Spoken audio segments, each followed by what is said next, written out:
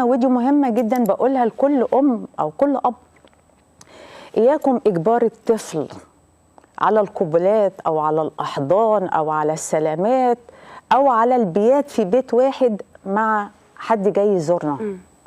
الطفل بيبقى عنده استشعار بالراحة أو بالقلق. فلو أنا ابني جه قال لي أنا مش بستريح علشان أنام جنب فرشة فلانة، ما ينامش، والمفترض إن محدش ينام جنب حد. صحيح. يعني لو جه بنتي قالت لي أنا ما بسلمش على عمه علشان يا ماما بيضايقني من غير ما تعبر، ما اجبرهاش. هحترم ديت يا جماعة.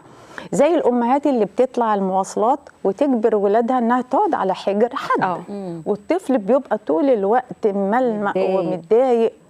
والأم يعني فدي مشكلة كبيرة. فهي دي بداية الخصوصية.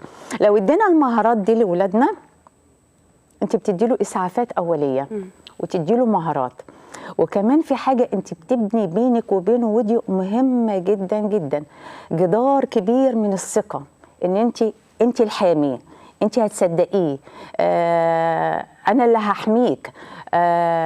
لان احنا لما كنا بنعمل تدريبات وبنقول للطفل لازم تقول، فالطفل بيبقى اهون عليه ان هو يفضل مستغل او منتهك ولا يواجه الام او الاب.